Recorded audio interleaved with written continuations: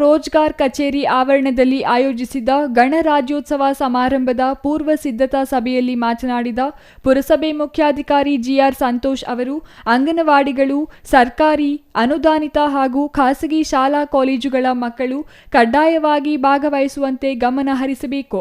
ಪಥಸಂಚಲನದೊಂದಿಗೆ ಧ್ವಜಾರೋಹಣ, ಧ್ವಜವಂದನೆ ಹಾಗೂ ಸಾಂಸ್ಕೃತಿಕ ಕಾರ್ಯಕ್ರಮಗಳ ಮೂಲಕ ಕಾರ್ಯಕ್ರಮಕ್ಕೆ ಮತ್ತಷ್ಟು ಮೆರುಗು ನೀಡಲು ಸಿದ್ಧತೆಗಳು ನಡೆಸಿಕೊಳ್ಳಬೇಕಿದೆ.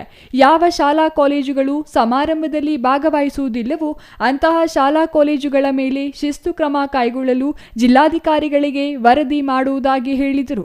ಇನ್ನು ಪುರಸಭೆ ಸದಸ್ಯ ವಿ ನಂದಕುಮಾರ್ ಮಾತನಾಡಿ, ರಾಷ್ಟ್ರೀಯ ಹಬ್ಬಕ್ಕೆ ಪ್ರತಿಯೊಬ್ಬ ನಾಗರಿಕರು ಭಾಗವಹಿಸಬೇಕು. ಹಬ್ಬದ ಆಚರಣೆಗೆ ಪುರಸಭೆಯಿಂದ ಎಲ್ಲ ರೀತಿಯ ಸಹಕಾರ ನೀಡಲಾಗುತ್ತಿದ್ದು ಪಟ್ಟಣದ ಜನತೆ ಸಹಕರಿಸಬೇಕೆಂದರು.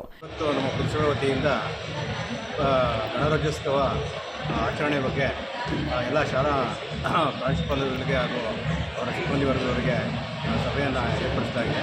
ಆ ಸಭೆಯಲ್ಲಿ ಎಲ್ಲ ಏನು ಪಥಸಂಚಲನ ವಿಜಯಪುರ ರೋಡ್ ಶೋ ಪಥಸಂಚಲನದಲ್ಲಿ ಎಲ್ಲ ಶಾಲೆ ಮಕ್ಕಳು ಭಾಗವಹಿಸಬೇಕು ಅಂತ ಒಂದು ಪುರಸಭೆ ವತಿಯಿಂದ ಸೂಚನೆ ಕೊಟ್ಟಿದ್ವಿ.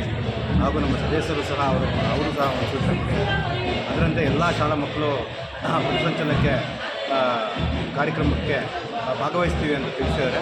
ಮತ್ತು ಹಾಗೂ ಮತ್ತೆ ಏನು ಗ್ರೌಂಡಲ್ಲಿ ಏನಿದೆ ಎಲ್ಲ ಶಾಲಾ ಮಕ್ಕಳಿಗೆ ತಿಂಡಿ ವ್ಯವಸ್ಥೆ ಸಹ ಮಾಡಿದ್ದೀವಿ. ಹಾಗೂ ಏನು ಪೆಂಡಾಲ್ ಫುಲ್ಲು ಟೋಟಲಿ ಗ್ರೌಂಡ್ಗೆ ಪೆಂಡಾಲ್ ಹಾಕ್ಸೋ ವ್ಯವಸ್ಥೆನೂ ಸಹ ಮಾಡಿದ್ದೀವಿ. ಈ ಸಂದರ್ಭದಲ್ಲಿ ಪುರಸಭೆ ಅಧಿಕಾರಿ, ಆರೋಗ್ಯ ನಿರೀಕ್ಷಕಿ ಲಾವಣ್ಯ, ಅನಿಲ್, ಶಿವನಾಗೇಗೌಡ, ಜನಾರ್ದನ, ಎಲ್ಲ ಶಾಲೆಗಳ ಮುಖ್ಯ ಶಿಕ್ಷಕರು, ಅಂಗನವಾಡಿ ಕಾರ್ಯಕರ್ತೆಯರು ಮತ್ತಿತರರು ಹಾಜರಿದ್ದರು. M Muninarayana, CTV news, Vijayapura.